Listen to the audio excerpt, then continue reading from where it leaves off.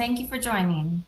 My name is Jennifer Hill, an education specialist at the U.S. Fish and Wildlife Services National Conservation Training Center in Shepherdstown, West Virginia. In addition to hosting broadcasts, I have the honor of coordinating the Native Youth Climate Adaptation Leadership Congress, a week-long on-site program for Indigenous high school youth to grow in leadership, which we welcome you to learn more about. Before moving into our broadcast, I would like to acknowledge that the National Conservation Training Center is located on the unceded ancestral lands of many Indigenous peoples. While we have not found a full account, we are aware that many peoples traversed, cherished, and lived on this land, and they include the Massawamak, the Haudenosaunee, the Shawnee, and the Delaware. As we learn more about the Indigenous people who continue to have relationships with this land, we better appreciate the good earth on which we work, live, and learn. We pledge to grow and sustain relationships with the Indigenous communities through collaboration on our training, outreach, youth programs, museum exhibits, and more. But most importantly, we encourage others to learn more about the land on which you all work and reside. Now today, we'll hear from Chad Smith, who is a citizen and the former principal chief of the Cherokee Nation. He is also an author, historian, and visionary leader who has been a powerful force in building businesses and empowering Indigenous communities to be more self-sufficient. Chad has devoted most of his life to rebuilding the Cherokee Nation. When he was principal chief, the Cherokee Nation grew its assets from $150 million to $1.2 billion, increased healthcare services from $18 million to $310 million, created 6,000 jobs, and dramatically advanced its education, language, and cultural preservation programs. The Cherokee Nation's success is a direct result of his leadership. Throughout his career, Chad has taught Indian law and Cherokee legal history. He has served as a director of Tribal Justice Project, legal aid director, attorney general, and director of justice for many Indigenous peoples. Chad wrote Leadership Lessons from the Cherokee Nation, Learn from All I Observe, which was published by McGraw-Hill Education in 2013, and Building One Fire, Art and Worldview in Cherokee Life, which was published by University of Oklahoma Press in 2010. Chad has earned several degrees over the years from various universities. Chad, we are honored to have you join us today, and now I'm going to hand it over to you.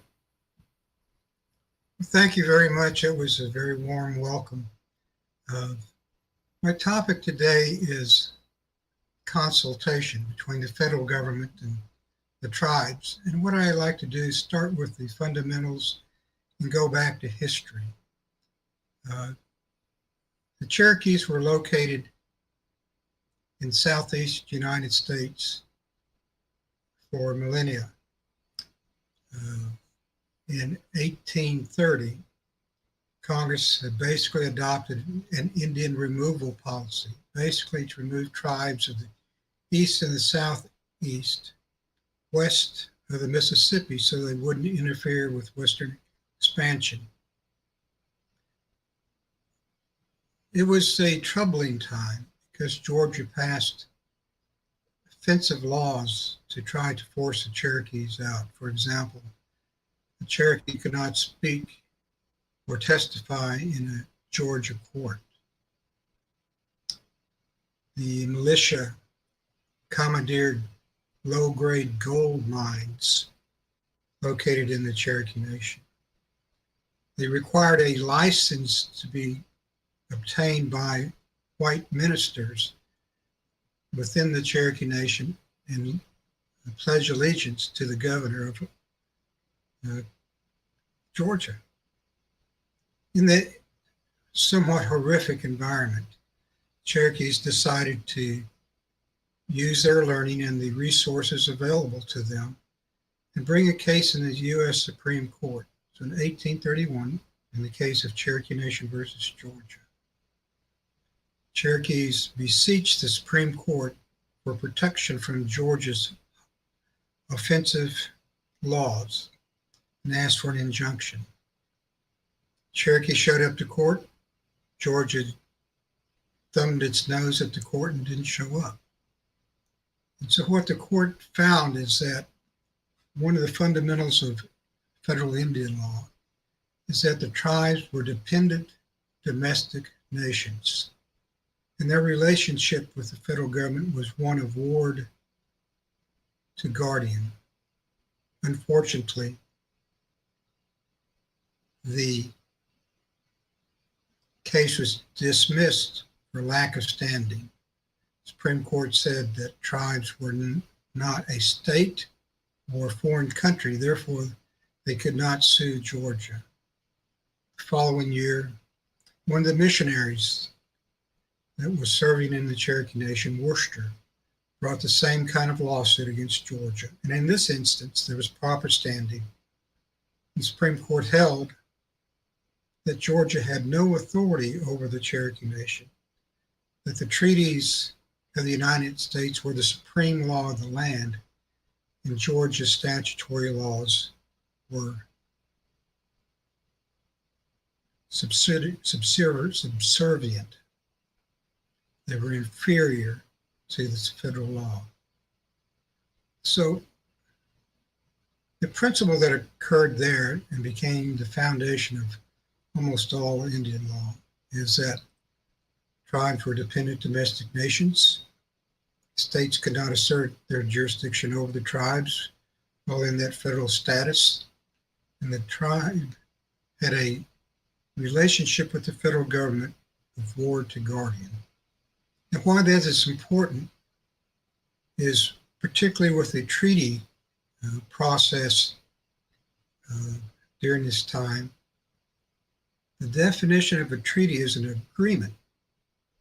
There are actually over 368 treaties with the United States and American Indian tribes. But to look at the foundation or the purpose or the mechanics of a treaty is that it's a contract. It's an agreement. You've got two parties. One wants something, the other one wants something. Can they come to agreement for some exchange? And so in that mechanisms of developing an agreement, first there has to be notice.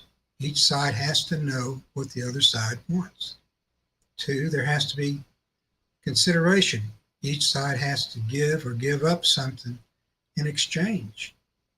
And three, there has to be a meeting of the minds, an agreement. And four, that agreement needs to be memorialized. So not only the people at the table can rely upon that agreement, but those who follow do. So the idea of a treaty fundamentally is there's notice. There's an exchange. There's a communication. There's an agreement. There's a memorialization. Well, that proceeded from the 1830s up until 1860s.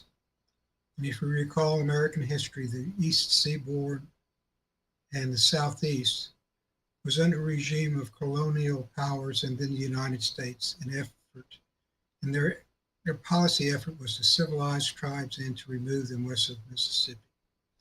Now in the plains was the same civilization policy. But in that instance, in the plains instance, plains tribes scenario, tribes had large hunting grounds and they were nomadic.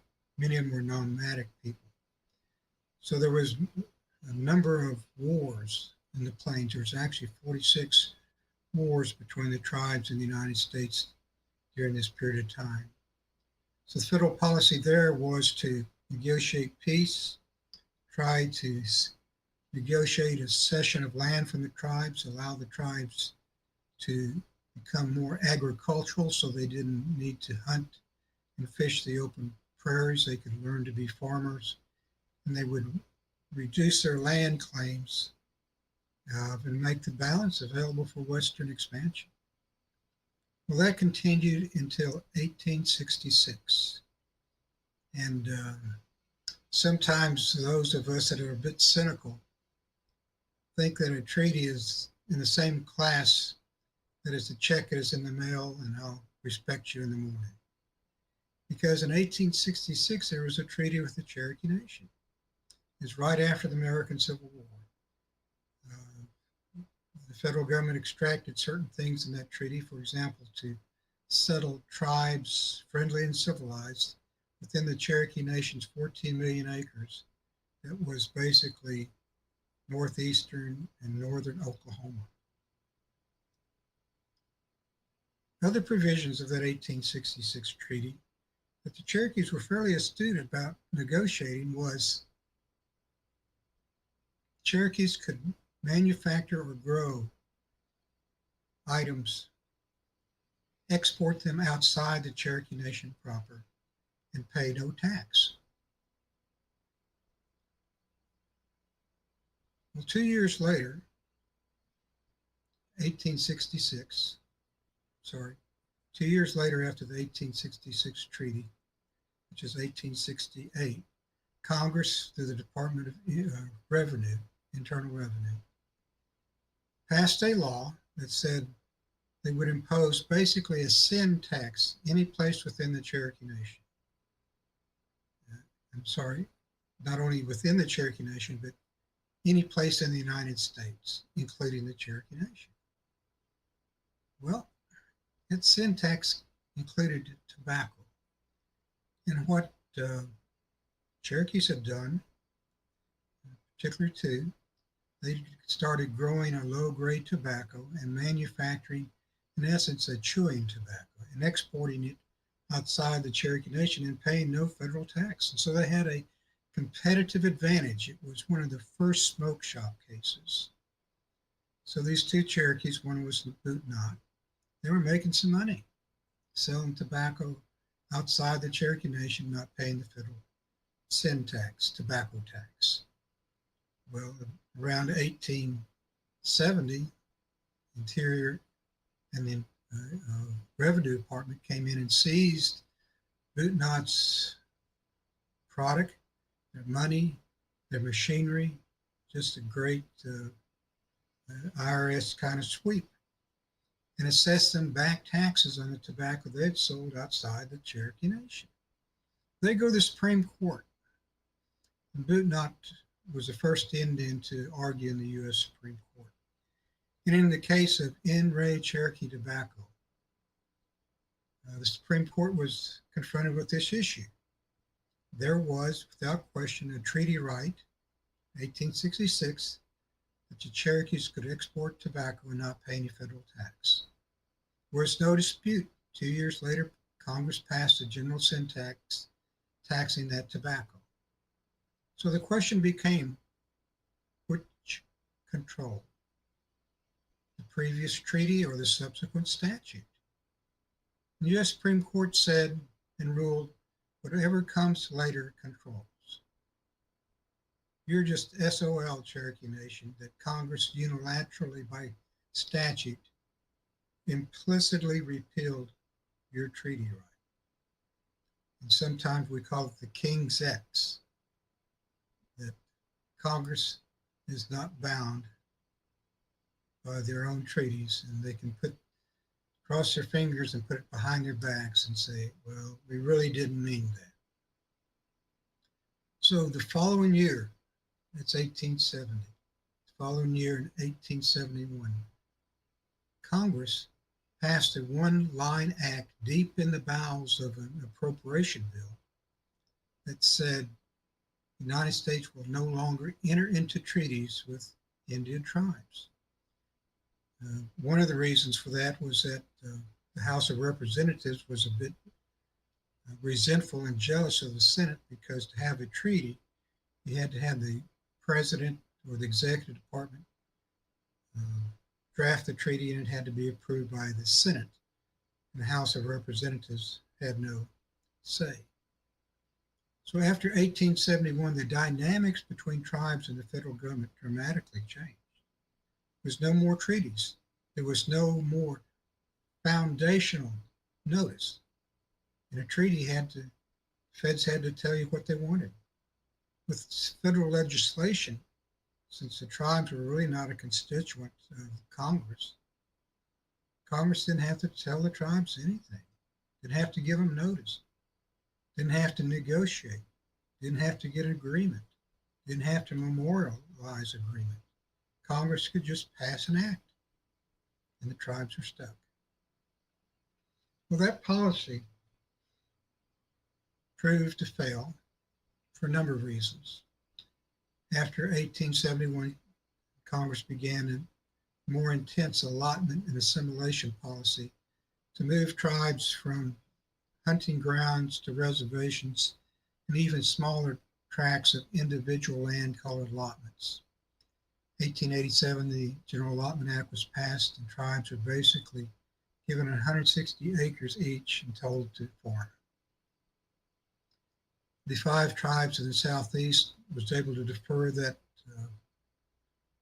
terrible policy into 1898, and Congress passed the same provisions over the tribe and basically liquidated them. So there's a great assimilation effort.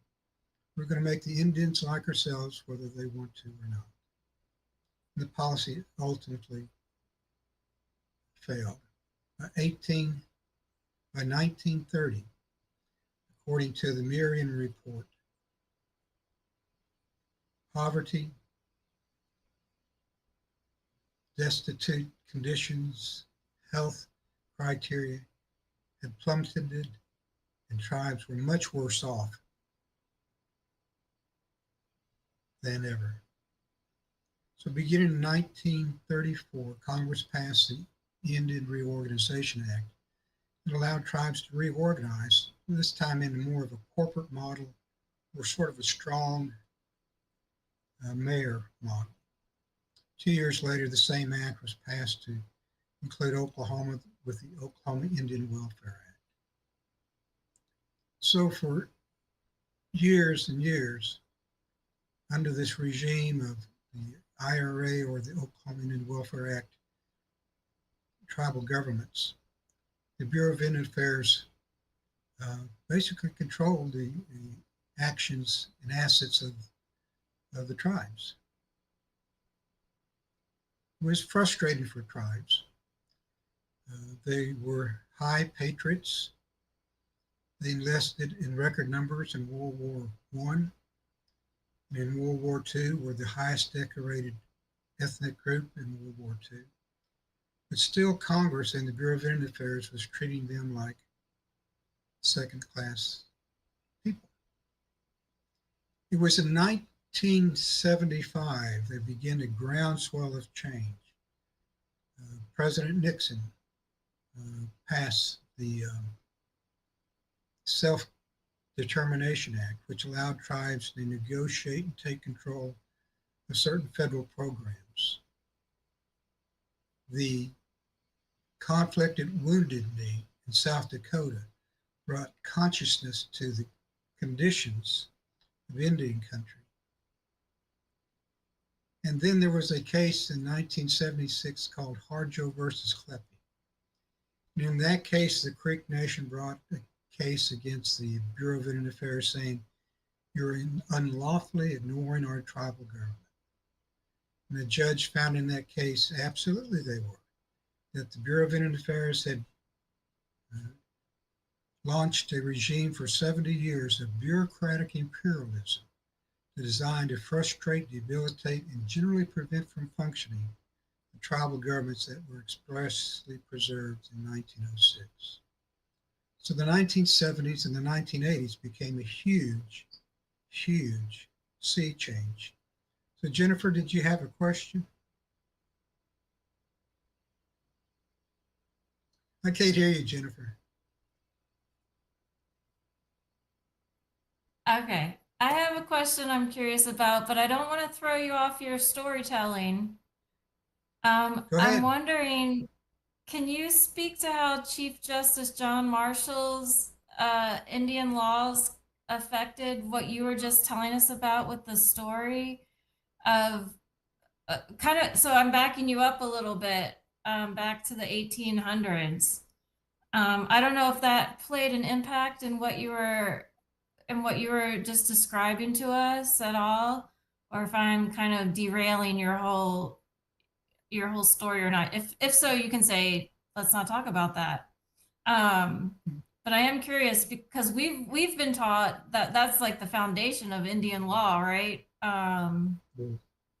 for federal government employees. And- So I just wanted to ask that question. Well, it is the 1830 Cherokee Nation versus Georgia case and the 1831 Worcester versus Georgia case. Those principles are the fundamental basis of Indian law. But also that case, when it talked about trust relationship, the federal government had a duty to the tribes to talk to them.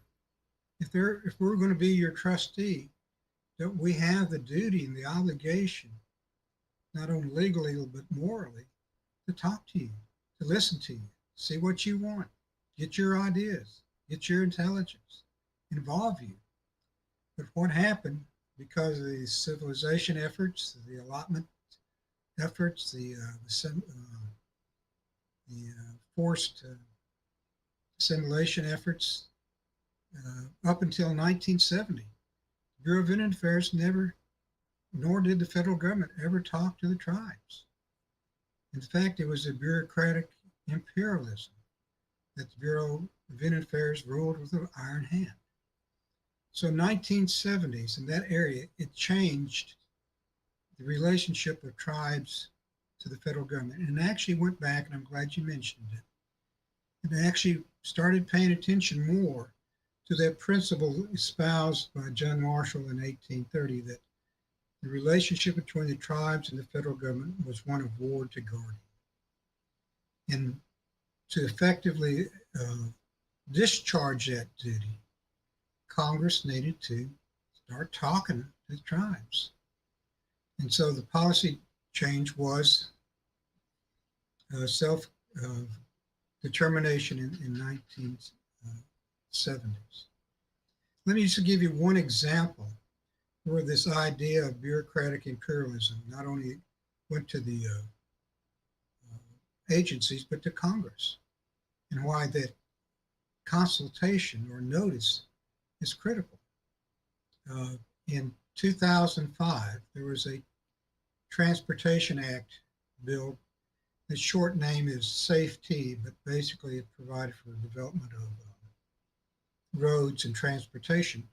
One of the provisions was the EPA's guardianship of when you're developing land or mining or drilling oil wells, to make sure that the environment was in check.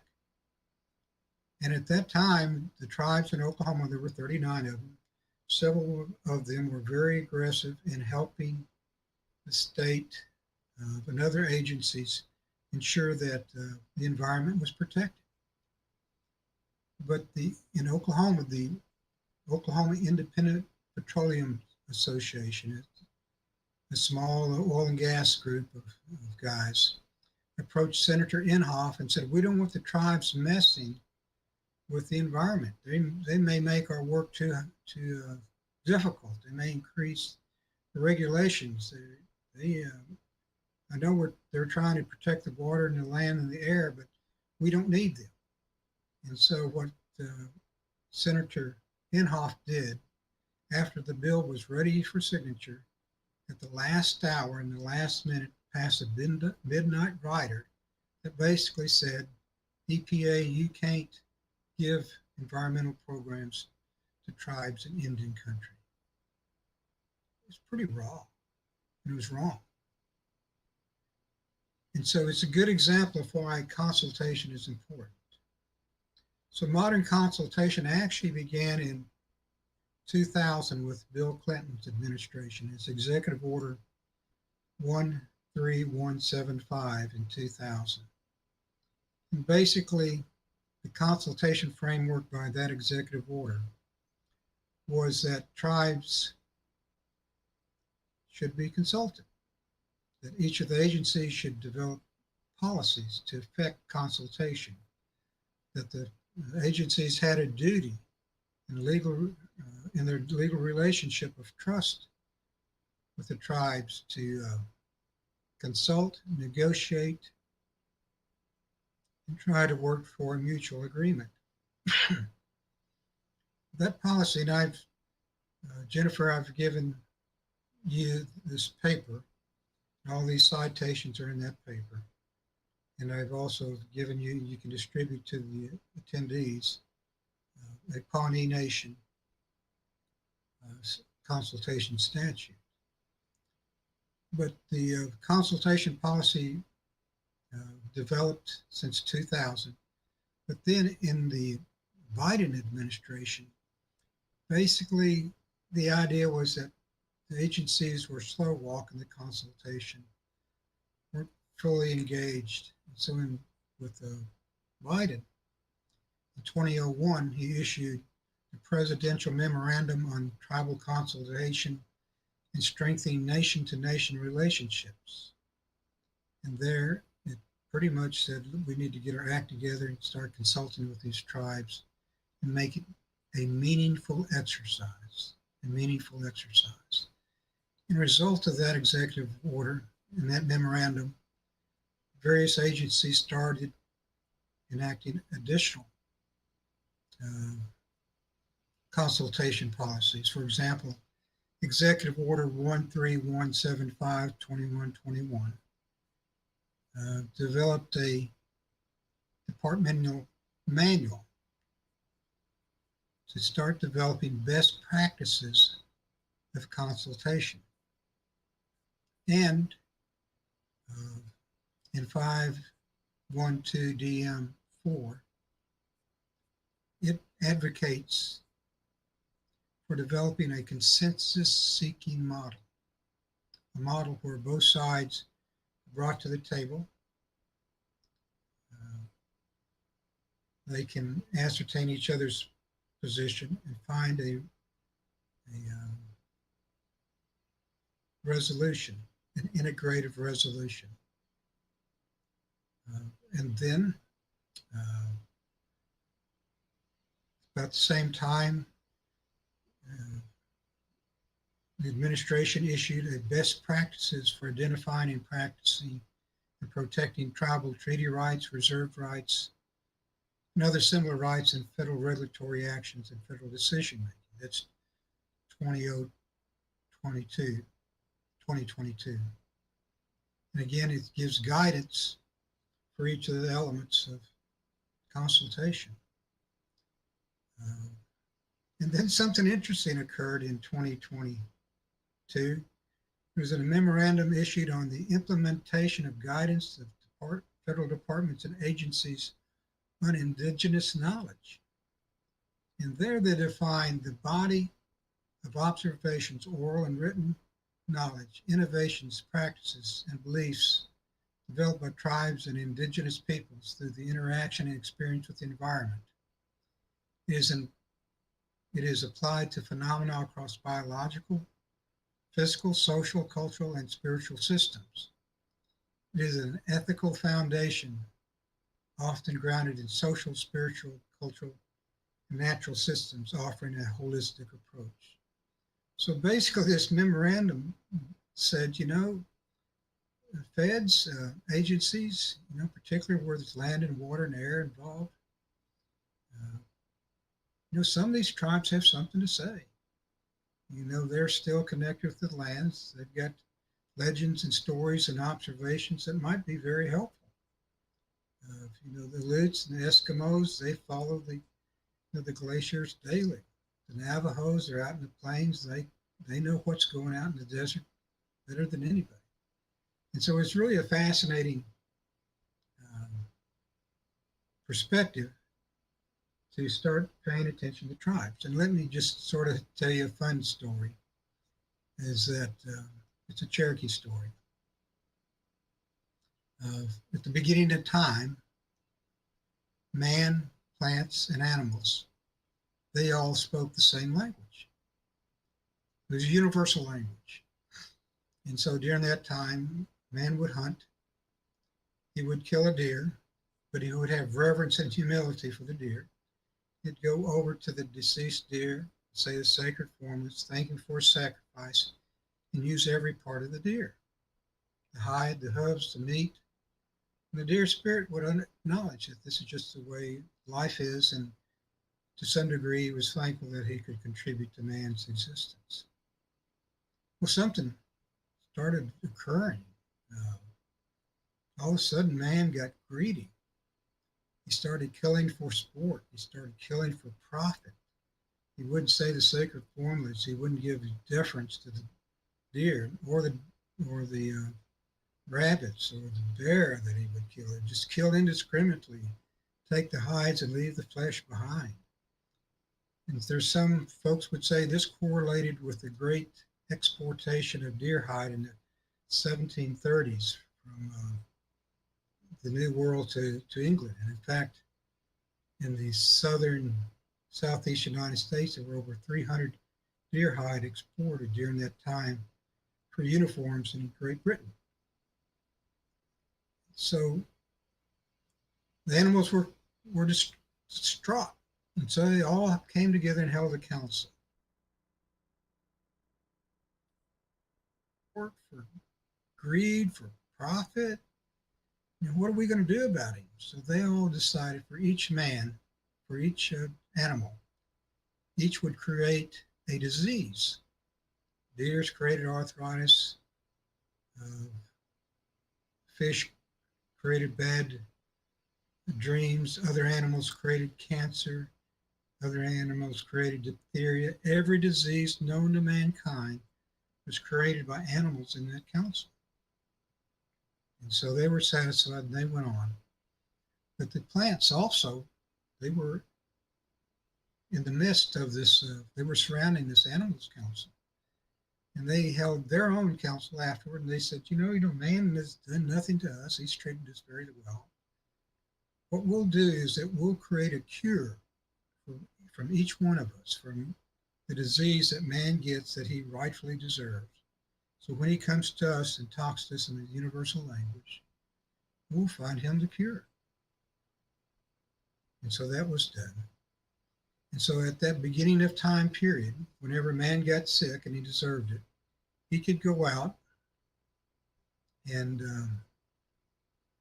ask the plants for the cure. And it seems a bit sophomoric, but I think you would find that many scientists would suggest there's an organic cure for every disease known to mankind. And only if we had the intelligence, the historic knowledge, to equate those plants with the disease that we could have cures for things we don't have today. So even that's a sort of a myth. It underlines the ideas that there's intelligence out there that if we can pay attention to, it would benefit us. The other development of tribal consultation. See, Jennifer, you have another question? I can't hear you. I keep forgetting that.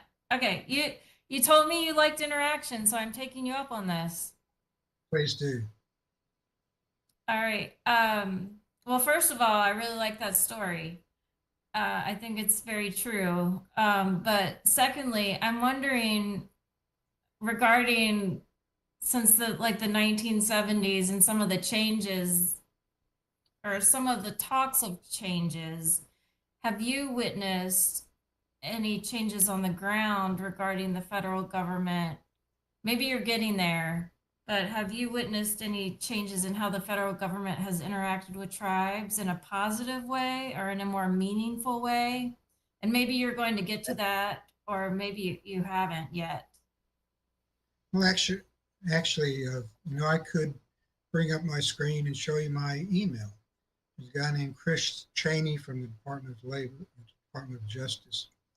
Every week, he sends out an entire list of consultation hearings or notices or such. And I get them routinely from almost every federal agencies. And I just on a mailing list because I used to work for the Pawnee Nation. But the agencies are aggressively giving notice to tribes about issues and trying to pull them in. And to some degree, you would think, well, they're just following policy that the president as mandated, which is all right and good. But in another way, it's an enhancing and sharing resources so you can come to a better result. Indian Health Service has a very aggressive consultation policy, and so what it has done over the last 20 years is increase the quality of healthcare in Indian country. And so the longevity, the diabetes, all the other indexes are improving over time. It's just makes sense. Another policy that's developing out of the consultation is co-stewardship. For example, perhaps the tribe and the federal government can share resources in managing certain properties. They each has an interest, and I'm sure the Fish and Wildlife has done this a number of times of contracting with tribes to do certain services and to share stewardship over different pieces of land or water or environmental concerns. Probably the last thing I would follow on or follow up with it, which is your question tees it up well, is that on the tribal side, for example, the Native American Rights Fund in Boulder, Colorado, Walter Echo Hockey is an esteemed legal scholar, and he was the president of the Pawnee Nation for a number of years. He's leading a project for a handbook on the Indian countryside of how to do consultation. And when he was at the Pawnee Nation and I was an attorney general there, he led and we developed an actual statute that the Pawnees enacted so it would make it easier for federal, state, and other tribes and agencies to consult meaningful consultation with the tribe and basically discern which consultation notices were routine and weren't of the major core policies that the tribal governments need to be concerned with. And so Jennifer, I sent you that statute, and you're certainly welcome to share it with the participants. But on that side, it was an effort on the tribes to make consultation simple, establish a point of contact, the process and the policies to achieve consultation were pretty much common sense, and I think it's quite workable. So with that, let me sort of stop and ask you to ask questions. Okay, we will open it up to questions. If you have any, you can put them in the chat now. And we'll see if Rob or if Randy's here, he can plop those over into our chat for us. We'll give it a second. And Chad, if I could give you a virtual hug right now, I would. So just feel really blessed and honored. While we're waiting for folks to maybe make a question, let me tell you the footnote to this Cherokee story I was told. I had a son who's like 10 years old. He had this excruciating pain in his joints. And he had strep throat. You know, all kids, they get strep throat, go to the doctor, they gave him this pink medicine, it clears it up in a few days, and all's good. Well, after that, for about 3 weeks later, he started having excruciating pain that would migrate between all of his joints, his hip to his ankles to his knees. Went to a doctor and went to a specialist, talked to a PhD at the University of Oklahoma, and he said, you know, Indian kids have 12 times the rate of juvenile arthritis, rheumatoid arthritis in the general population. I said, well, that's interesting. And he says, they trace it back to mutant strain of deer in the Ohio Valley in the 1760s.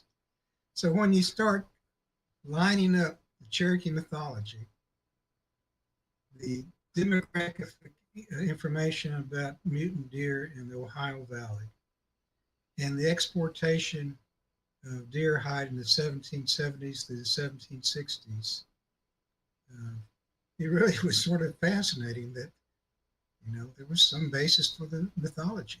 And of course, my son got better. They found that he had a mutant strain of strep that affected his joints, and with the proper medicine, he got better quickly. But I always give those stories some credence.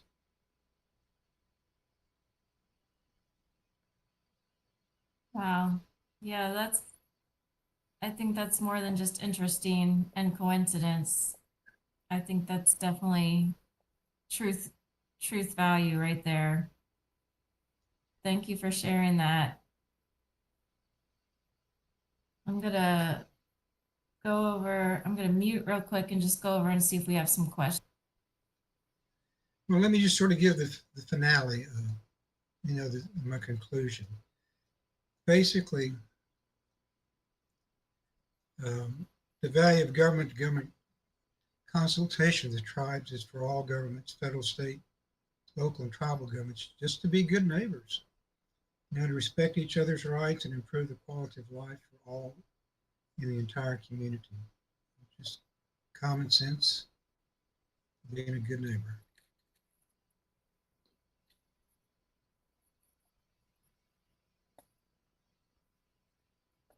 Thank you. Yeah, it just comes down to basic humanity, I think. And that's what people need to remember, and everybody is just a person, a human, and remember each other as being just another person. And how would you want to work with your neighbor or your another human and treat them with equal dignity and respect? It's what we try to remember. So we appreciate your time. I'm not seeing any questions coming in, so I think if we get any questions, Chad, I'll forward them to you. We want to thank you for your time today. I feel really honored that you shared your expertise with us. This was very interesting, and I think very worthwhile for our audience to hear this background information. It's really critical for our Department of Interior employees to understand this background and how it applies to our work today as federal employees and where we stand in working with tribes. So I really do appreciate this. Oh, and I do see one question that has come in, kind of unrelated, but did the flooding in North Carolina affect the indigenous lands or peoples there? The eastern band And I of know Cherokees is the eastern band of Cherokee was there in Cherokee, North Carolina, just west of Asheville, that got hit pretty hard. So you had some flooding, some loss of infrastructure, but they weren't hurt quite as bad as their neighbors to the east and north. Okay. Yeah, I know lots of people have all those folks in the South in their prayers and their minds for sure.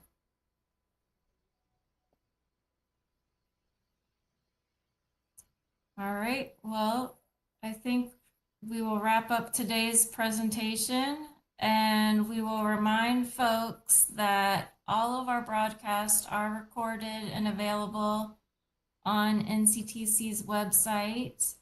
And if you wish to learn more about the series or be added to the listserv, all you need to do is just email myself. It's Jennifer_Hill@fws.gov.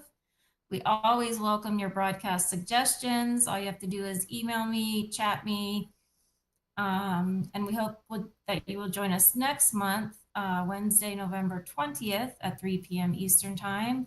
We're going to hear from Maria Carrillo. She is with the National Park Service, and she's going to speak about the National Park Service's Tribal Engagement and Climate Change webinar series and how you can learn more about that and get engaged with that. So again, Chad, thank you so much for your time. And thank everyone for joining us today. And we hope that you have a good afternoon, morning, wherever you are in the world. And we'll see you next month. Thank you. Thank you.